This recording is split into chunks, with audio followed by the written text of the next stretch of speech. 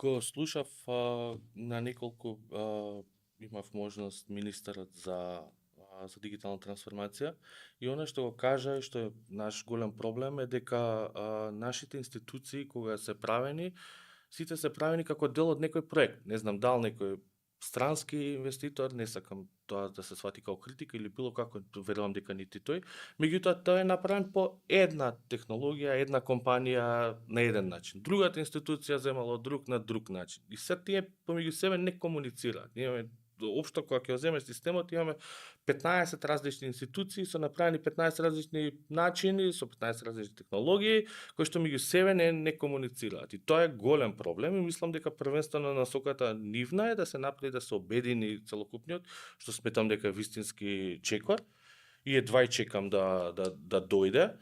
И затоа што мислам имаме дури банкиве како една конзервативна средина што се вика кај нас се двигатели на овој процес, меѓутоа кога ти ќе мора не можеш од електронско банкарство да покажеш никаде уплатницата, кога треба да отидеш назад до банка па да ти ја потпишат или било како за да ти ја прифати, не знам, централен лик кој беше овако претходно, тогаш е проблем. Тогаш ќе зборуваме не за дигитализација во приватен сектор или било како ако во државниот не е.